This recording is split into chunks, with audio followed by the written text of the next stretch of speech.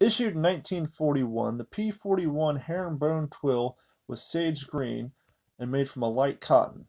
Due to the lack of readiness by the U.S. Army, the Marine Corps was sent to invade Guadalcanal on August 7, 1942, outfitted with the M1903 Springfield rifle and the M1903 ammo belt.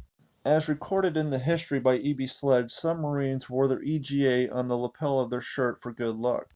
Due to the numerous amphibious landings, the Marines were also issued M1926 inflatable life vests, as well as a bayonet that could be used on the 1903 Springfield, as well as the later issued M1 Garand.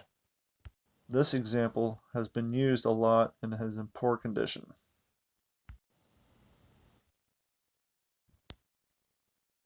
There were multiple manufacturers of the Mk2 fighting knife, Cumulus and K-Bar being the leaders.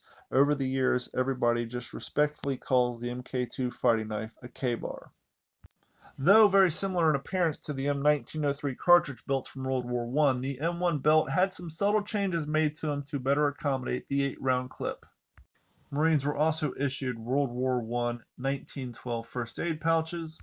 By issuing a first aid packet to each Marine to carry, this would help get more first aid equipment out onto the battlefield and minimize the heavy load that the corpsmen would have to carry. Here's an example of the 1941 canteen cover. Early on in the war, the Marines were issued the 1942 black porcelain canteen.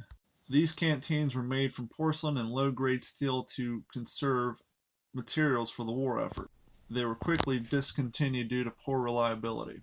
It wasn't until June 26, 1942 that the Marine Corps would adopt the M1 Garand as their official infantry rifle.